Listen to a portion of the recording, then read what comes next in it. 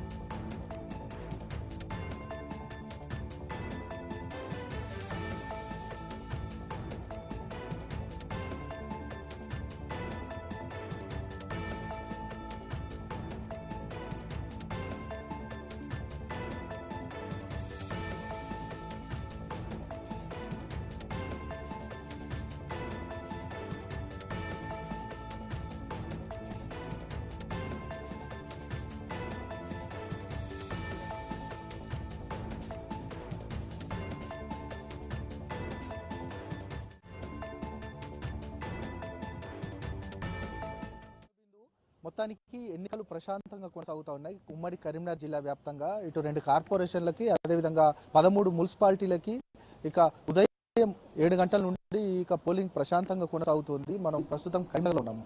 ఇక ఏదైతే ఒకరుగా తమ ఓటు హక్కును వినియోగించుకోవడానికి ఓటర్లంతా కూడా వస్తున్న పరిస్థితి కనపడతా ఉంది. ఉదయం నుంచి మందగొండిగా కొనసాగుతుంది. ఇక్కడ దాదాపు 2 లక్షల పైచిలుకు అంటే ఓటర్లు ఉంటే ఇక్కడ 200 పైగా ఎక్కువగా పోలింగ్ బూతులను పెట్టారు. కాబట్టి 800 నుండి 1000కి సంబంధించిన అభ్యర్థులు వచ్చి తమ ఓటు హక్కును వినియోగించుకోవడానికి ఆస్కారం ఉంటుంది. కాబట్టి ఇక చాలా తక్కువగా పోలింగ్ బూత్లోకి వచ్చి తక్కువ ఓటర్లు ఉంటారు కాబట్టి వచ్చి ఓటు హక్కు వినియోగించుకుంటున్నారు. ఇక ఒక్కరొకరుగా వస్తున్న పరిస్థితి చాలా మందగొండిగా కొనసాగుతూ ఉంది. దాదాపు ఇప్పటికే తమ ఓటు హక్కును బోయిన్పల్లి వినోద్ కుమార్ మాజీ ఎంపీ కూడా తమ ఓటు హక్కును వినియోగించుకున్నారు. ఇక అన్ని మున్సిపాలిటీలలో కూడా ప్రధానంగా ఓటర్లంతా కూడా వచ్చి ఓటు హక్కు వినియోగించుకుంటున్న పరిస్థితి కనపడతా ఉంది. మొత్తానికి మనం చూస్తూ ఉన్నాం. ఇక ఓటర్ వచ్చి పూర్తిగా తన స్లిప్నిచ్చి దాదాపు 18 కార్డులు అంటే ఐడి కార్డులు ఏ ప్రూఫ్ ఇచ్చైనా కూడా 18 రకాల కార్డులు ఇచ్చి తమ ఓటర్ స్లిప్ను తీసుకెళ్ళి ఇక ఓటు హక్కును వినియోగించుకునే పరిస్థితి కనబడతా ఉంది. మొత్తానికి దాదాపు ఇక భద్రత విషయానికి వస్తే దాదాపు కరీంనగర్లో 477 పోలింగ్ స్టేషన్లకు సంబంధించి కూడా పూర్తిగా 1300 మంది పోలీసుల సిబ్బందిని కూడా ఎక్కడికక్కడ ఎలాంటి సమస్యాత్మక ప్రాంతాలు ఉంటాయో అక్కడ కట్టుదిట్టమైన భద్రత కూడా ఏర్పాటు చేసిన సందర్భం కనబడతా ఉంది. మొత్తానికి ఇక దాంతోపాటు ఇక 5 మోడల్ పోలింగ్ స్టేషన్లను కూడా ఇక్కడ ఏర్పాటు చేశారు. ఎందుకంటే పట్టణానికి సంబంధించిన ఓటర్ అభ్యర్థులు అనాసక్తి చూపిస్తారు ఖచ్చితంగా తన ఓటు హక్కును వినియోగించుకోవడానికి. కాబట్టి 5 మోడల్ పోలింగ్ స్టేషన్లు కూడా ఏర్పాటు చేశారు. కొంత టీంను కూడా ఏర్పాటు చేశారు. అక్కడ అందమైన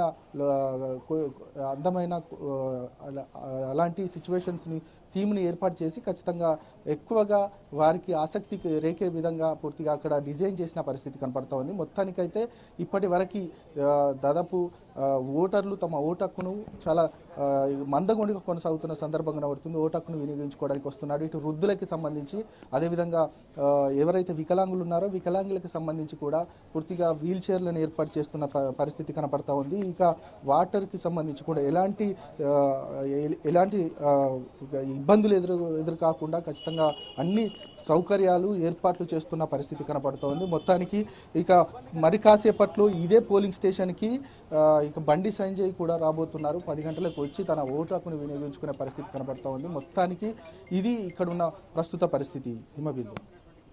రైట్, థ్యాంక్ యూ ప్రశాంత్.